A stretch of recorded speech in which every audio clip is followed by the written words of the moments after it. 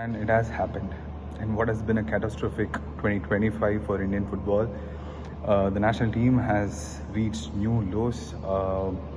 They will not qualify for the 2027 Asian Cup in Saudi Arabia. Uh, that was confirmed after its 1-2 defeat to Singapore at home in Goa at the Jawaharlal Nehru Stadium. It's been a uh, extraordinarily unimpressive campaign in the 4 matches so far. They have not beaten any of the sides which are ranked below them. India is ranked 134 in the world, but their rankings have not meant for anything here. Their performances have let them down. They have failed to beat Hong Kong, Bangladesh, and Singapore here, sides which they have beaten comfortably sometimes in the past, but here they have struggled. But looking at the match against Singapore and what was Khalid Jamil's first home game, there were some positives. Khalid Jamil did deliver on his promise. India did start well. They moved the pass, they moved the ball around really well. They played with some swagger. They pressed really well. They were all over Singapore, swarming around them, playing balls into boxes and making life difficult for them. They were making Singapore to commit a lot of unforced errors, and through which India got the first goal. And what a goal it was! Lalianzuala Changte scored a blinder from 30 yards out. And that too with his weaker foot. He cut across from range. Khalid Jamil had swapped Changte and Colasso to their either sides, wanting to make use of their stronger foot for crossing purposes. But then Changte did the unthinkable. No one expected that, and no one really expected this kind of start. But India should have capitalized on this strong start they made. They had multiple chances in the first half. They could have been well ahead by 3 goals before the 40-minute mark. Changte again had a good chance at the edge of the box after being set up by Naram Mahesh, and Mahesh himself had a chance when Chetri teed him up inside the box. That was a superb move as well, playing from back to front with 11 passes. Imagine if the ball had gone into the net. That would have been some reply for some of Jamil's critics, who often termed as football ugly, but there was a lot of promise there. But from there it kind of unraveled. We all knew that India would struggle with all the pressing which they did. It was quite intense with how they pressed Singapore, and it was bound to catch up with them at some point. The legs were tired, and you have to remember this is a team which hasn't been playing any kind of league football coming into this international window or even the previous window. Some of these guys have played like a handful of matches in this ongoing season, which has not helped this team at all. And Singapore just waited and then capitalized on one error from India. And they equalized just before the break with what was their first chance of the game. India allowed Singapore to get in a cross, and Rahul Beke failed to get the clearance, and then Song Wee Young scored past Gurpreet Singh Sandhu. Singapore were wanting to play out from the back, but they were also ready to soak up the pressure and try and hit India on the counter, because India were trying to dominate and press ahead for the winner.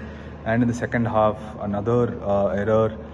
Nikhil Prabhu lost the ball inside Singapore's half, and Singapore just broke up upfield with pace, and it was again Song who scored the winner, which was deflating for India, because everyone were hoping that they would come out stronger. And India did keep pressing on. They had multiple corners, but none of them materialized into clear-cut chances. Chetri got on the head of a header, but it was straight at the goalkeeper. Udanta in the end came close, but he also couldn't hit the target.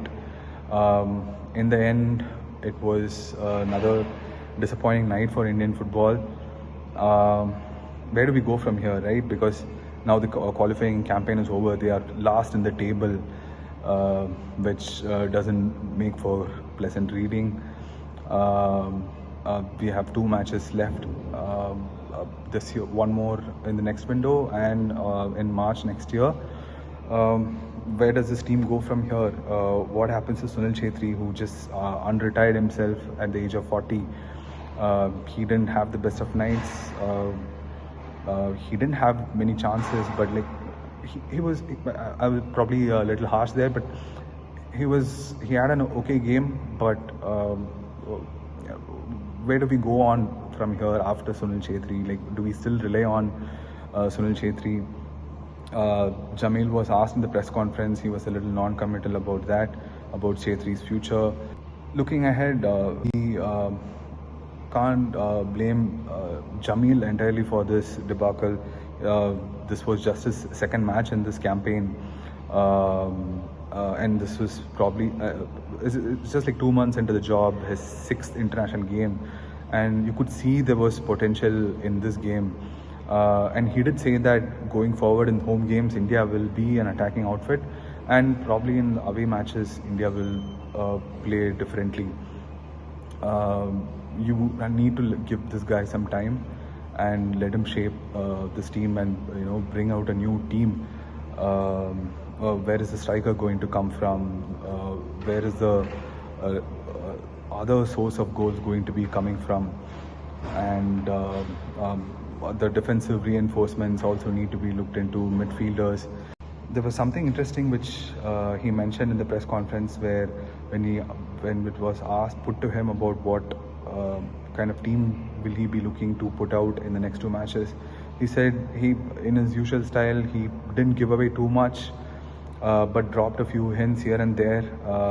He said we'll have to see who are available and who are also willing to come, which seemed like a strange statement to make when pressed and asked what did he mean exactly by people willing to come, or has there been a case of players not willing to turn up for the national team? He was ambiguous with his response, not really divulging too much into what that meant. Yeah, all in all, it was another disappointing night for Indian football. It's becoming an increasingly familiar theme in recent years, which is not what everyone wants. When is the ISL going to start? Who's the next striker? Who's going to come through? So many questions to look forward to. We just hope like things get in order, and hopefully like things start turning around in the next few months or the years to come. It might be a long journey back for Indian football for now. This is Ashin Prasad from Goa signing off.